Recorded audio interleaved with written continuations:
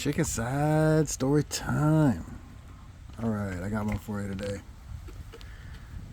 The media is talking about China and solar companies and worried about China having access to turning solar power plants off and modifying inverters and just using their technology against us. And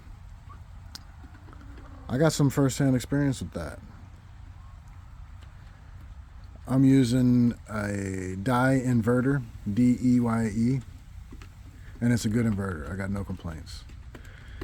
And it was installed by the local Filipino installers, and of course their install comes with, oh, check this chicken out, he's eating ants. She's eating ants. Sorry, I just spooked her.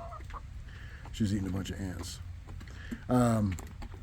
Installed by the local Filipino installer, and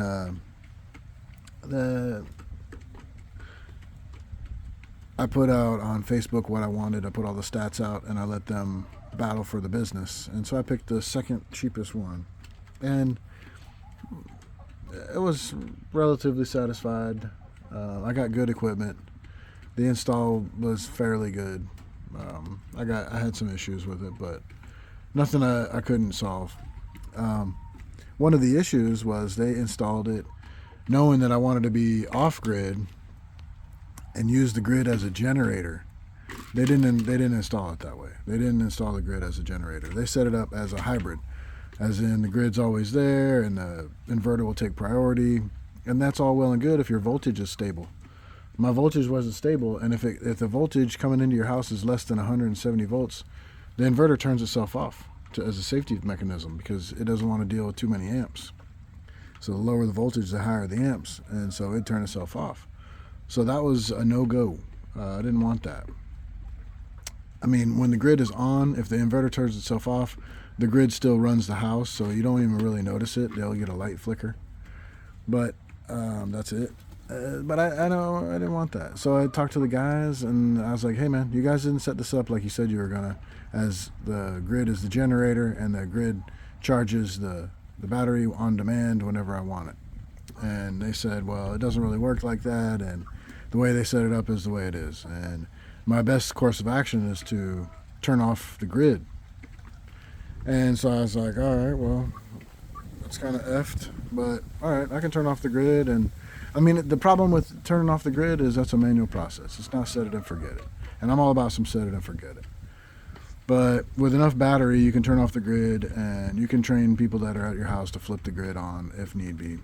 That's no big deal. So we're operating like that. I added on a little bit of battery to get me through, and fine.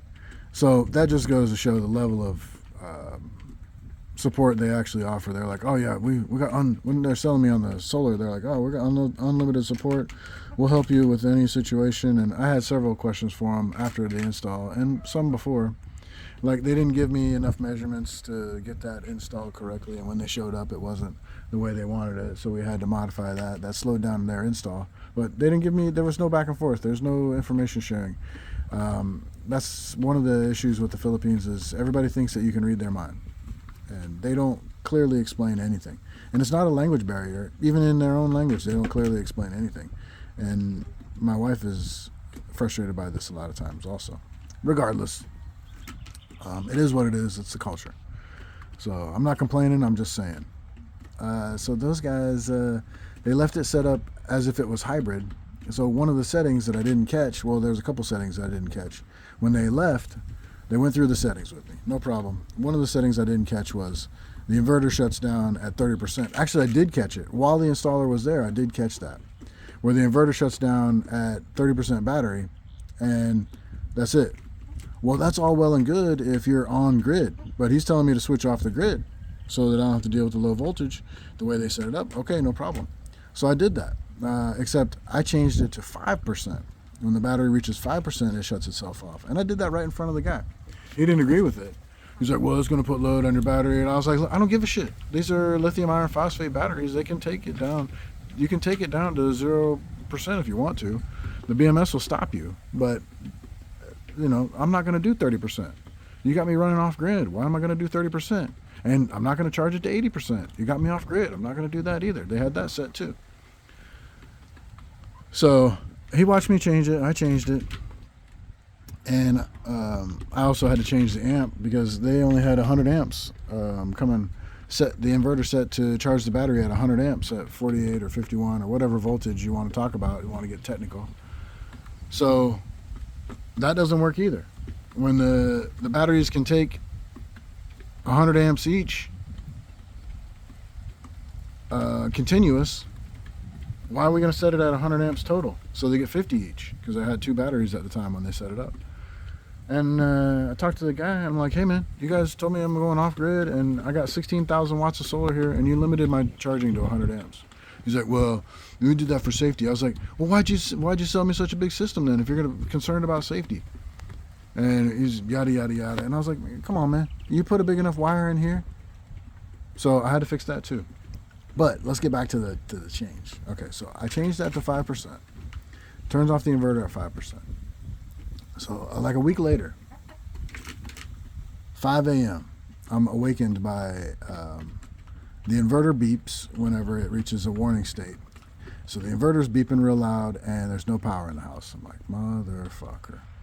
So I go down there and I hit the screen, touch the screen, and the battery's at 30% or 20, 28, 20, whatever it was. It was a reasonable amount of battery. It should be still going.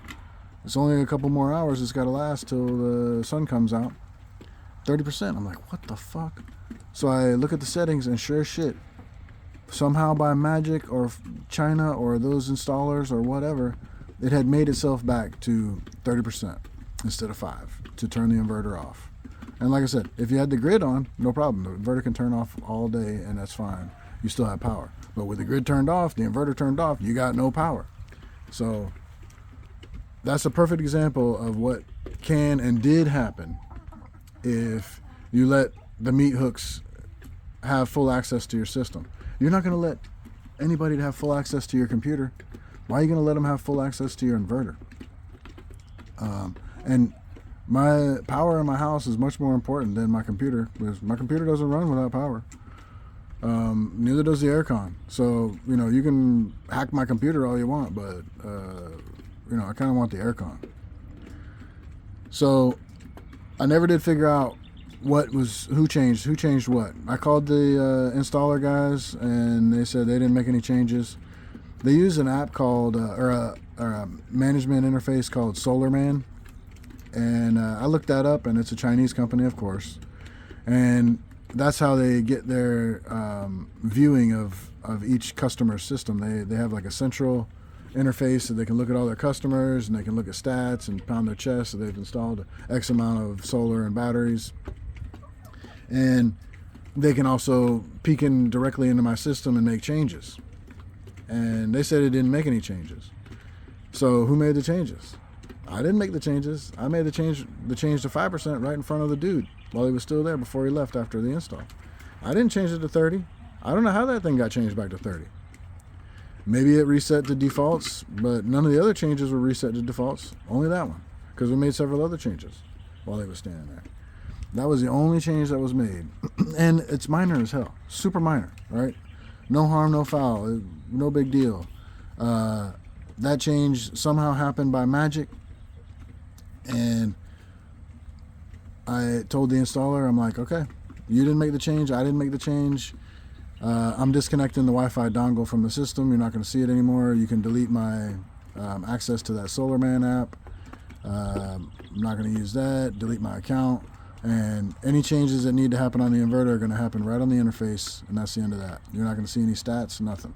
And I don't see stats on my system. I can look at a graph on the display, but I don't have it hooked up to the DI website. I don't have it hooked up to the internet at all. Because for what? What do I want to see stats for? I mean, I'm not going to make any changes to my inverter. Yeah, okay, I'd like to see some stats a little bit sometimes, but for what? I mean, I got stats on my electric bill. It says almost zero. My last electric bill was 500 pesos because I switched over to the grid and charged my batteries for a day. So what I'm saying is it's a real thing. It's a real possibility. It's a real thing. That change got made, maybe innocently, maybe who knows how, maybe I don't know. I don't know how. I got no explanation. All I know is that change got made and I didn't make it. And when I pulled the internet, I pulled the dongle for the internet out of the machine. I pulled it out of the inverter, and it's been out for the last 9 months. There haven't been any changes. None of the changes. That change hasn't been changed back to 30. It's still at 5. There are no changes happening on my system unless I'm making them directly on the interface. So there's no magic changes. So you can use your own logic on that and tinfoil hats and whatever else. I don't give a shit about conspiracy theories. I don't care about any of that stuff. What I care about is this device could reach the internet. China or my installer could reach back in and make changes. And what if there's a vulnerability on that Wi-Fi dongle? Now they're in my network. Now they can access my computer. They can access whatever. They can try to hack my computer. Now they're inside my firewall, inside my router, and they can do what they want. I don't give remote access to anything else. Nothing else should be accessing through my firewall. You know, I don't know about smart TVs and media devices and all this other bullshit that we can hook up, but you know, that's one more thing that they could access and they could make changes. So what I'm saying is if you've got an inverter and it's got internet access and you can look at charts and graphs, that's cool. If I was you, I would unhook that son of a bitch. There is no benefit to that. You're not going to make changes remotely. It's set it and forget it. Unhook that bitch from the internet. There's no need for that, and you got a liability sitting on your hands. That's all the media wants to say is there's theories of that stuff happening, and maybe it's happened at some level and in some cases, but I can tell you from personal experience that shit happened to me. God's honest truth, that's a fact. That's what happened, and it ain't happened since I unhooked that sucker. So take that for what it is. That's all I got for you. Digging my solar. It's fun.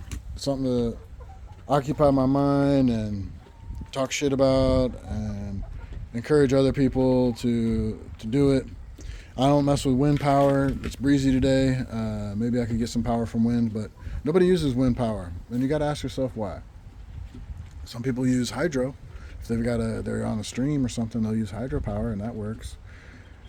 I don't think there's any good consumer products for wind power. I think they take maintenance, they wear out, they introduce some noise. I think that maybe they serve their purpose, but I don't think that they're consumer level products. I don't think they're set it and forget it. I don't think everybody's got a tall pole to put a wind turbine on. I'll be getting some wind power right now, but it's sunny out. I don't need it. I got solar. So some people talk about wind, but not too many. And I don't think there's much value in wind personally when I got all the sun I can handle.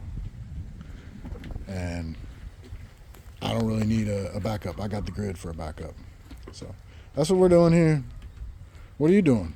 What's going on with you? Anybody got any wind power out there? I ain't messing with the wind power. I got me some peppers over here though. Let's see what these peppers are doing. I need some pollination here. Need to get some toothbrushes out and pollinate these bastards. We don't really have bees in the Philippines. At least I've never seen one. I don't see too many bugs of the flying type at all, really, except mosquitoes. Do mosquitoes pollinate? That's a rhetorical question. All right, see y'all later. Like, comment, subscribe. Tell me what you're doing. What you rolling? Is your shit hooked up to the internet? Send me a link. Let me look at it. Then unhook that shit. See ya.